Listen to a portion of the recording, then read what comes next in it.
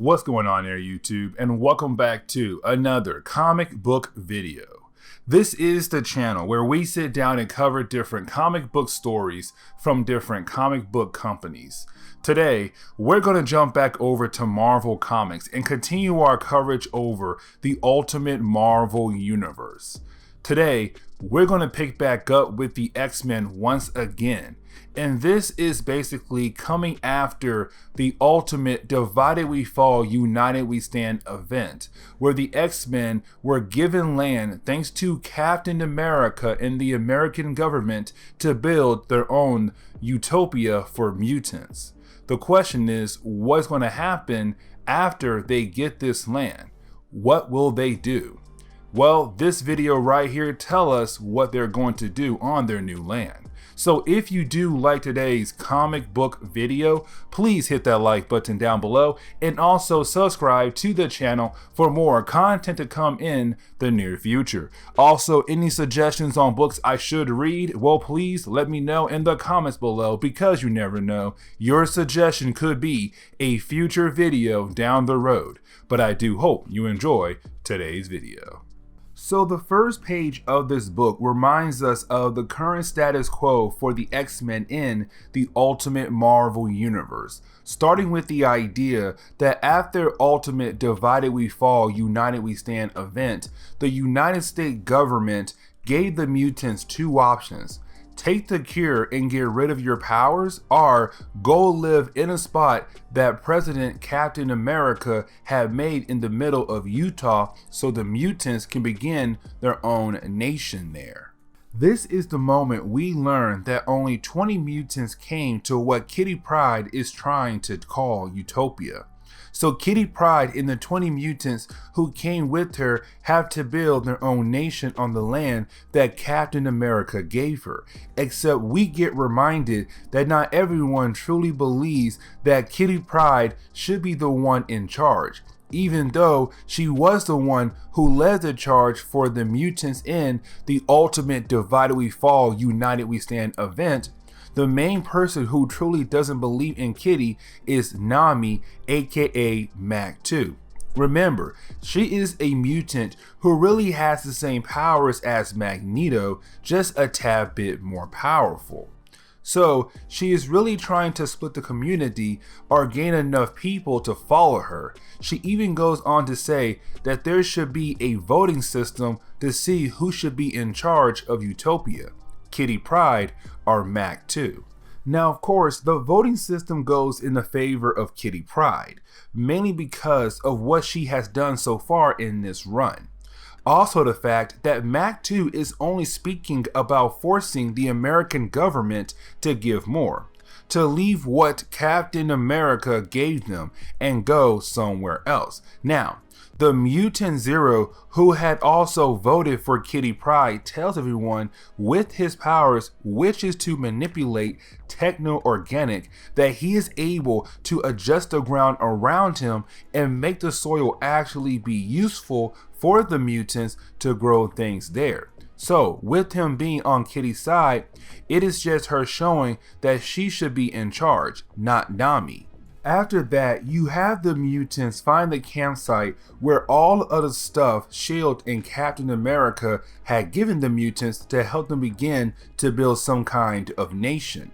At first, it seems like this is going to be a lot of work, but also the fact that what Captain America and the American government gave over to the mutants to use was really barely helpful. Except the mutants made it work.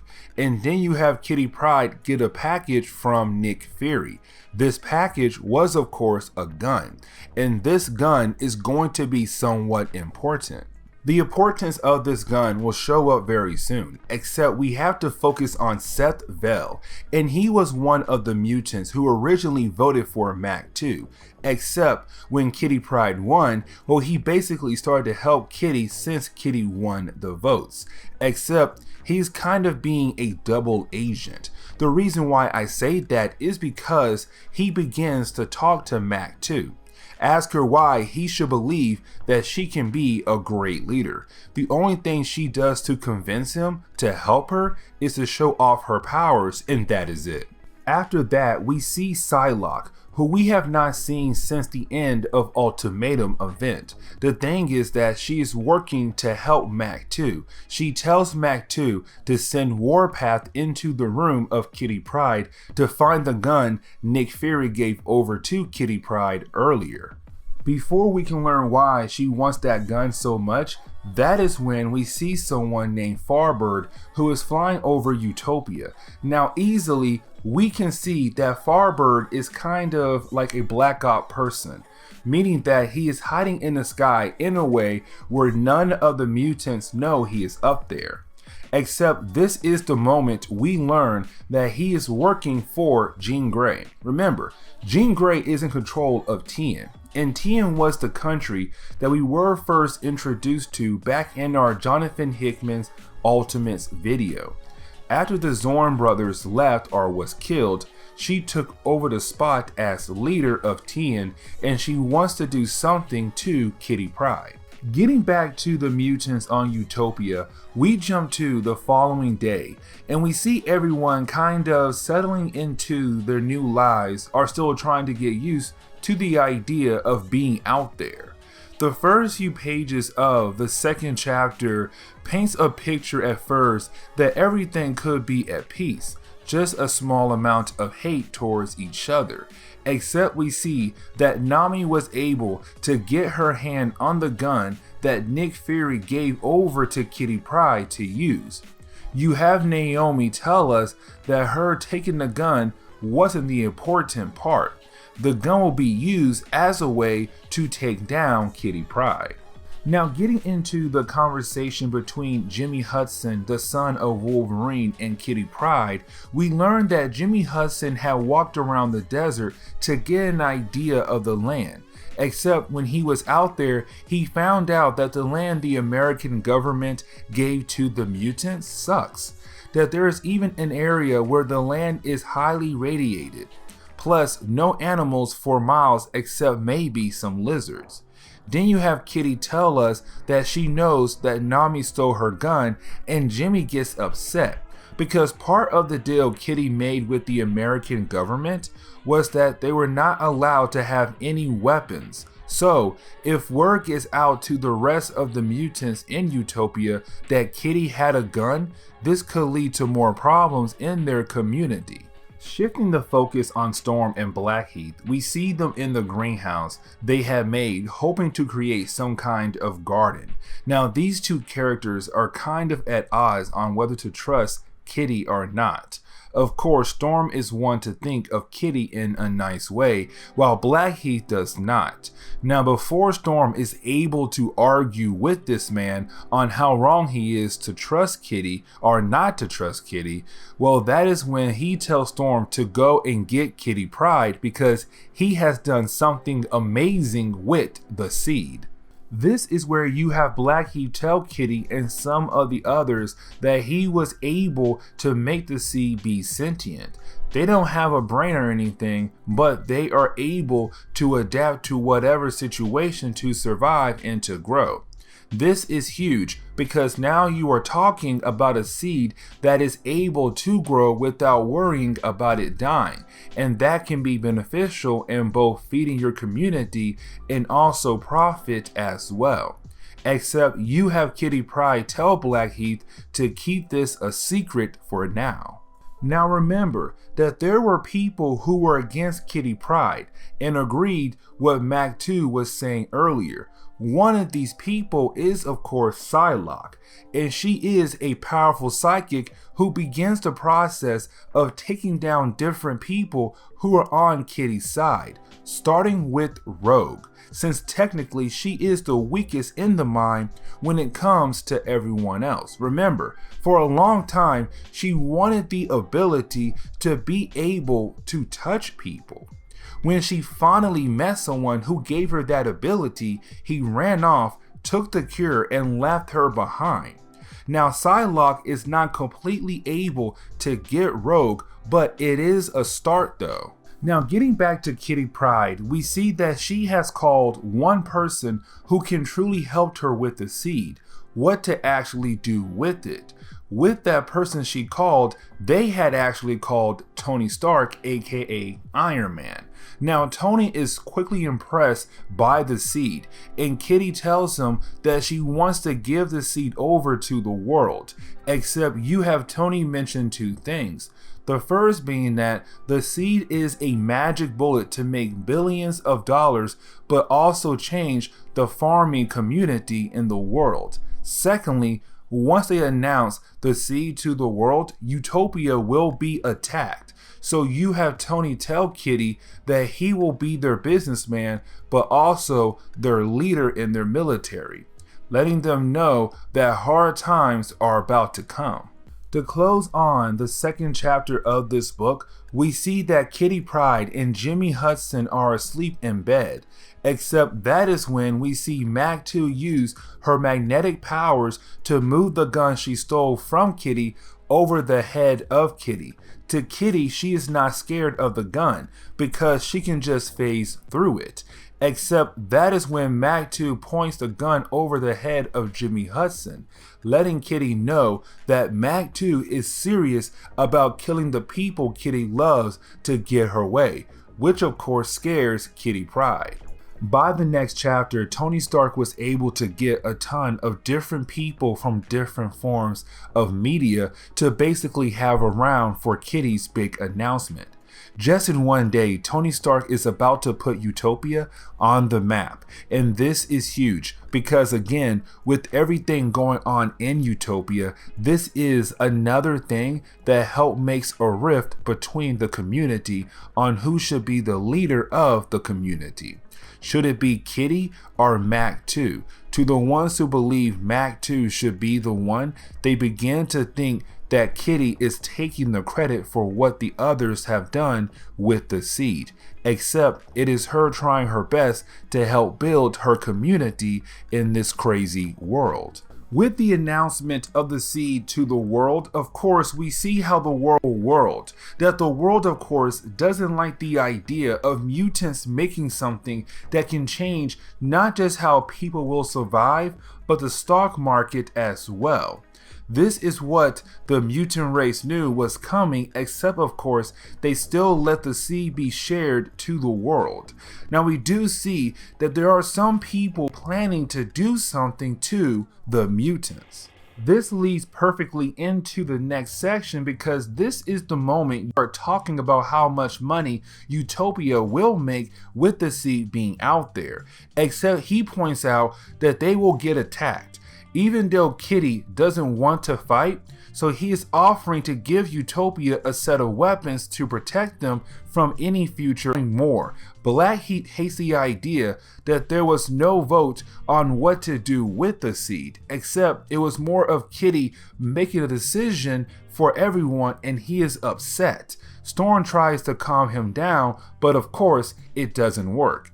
Back to the country 10, we see Jean Grey talking to Firestar and the Guardian. Remember, these three characters, including the Hulk and also Jimmy, formed a team that used to work for S.H.I.E.L.D.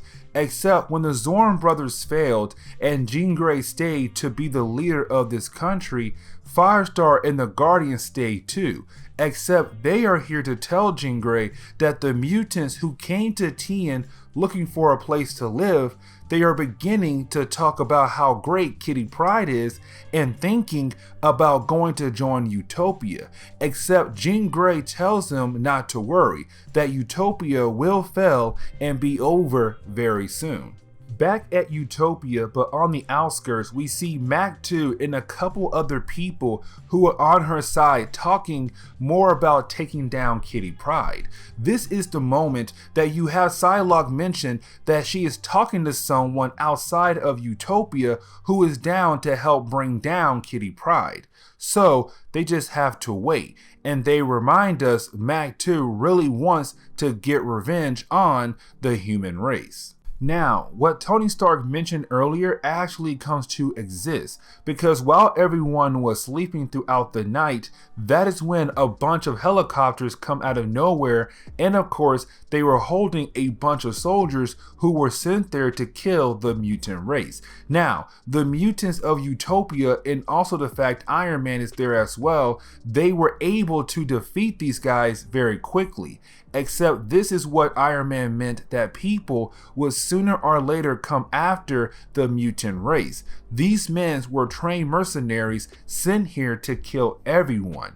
Iron Man brings up the fact again that things are about to get a whole lot worse. The next day, we see that the world's stock market continues to drop, but for Tony Stark, everything is going great for him. But at the same time, the people out there who are very anti-mutant are beginning to riot. This is something that is going to cause a lot of problems for Kitty Pryde.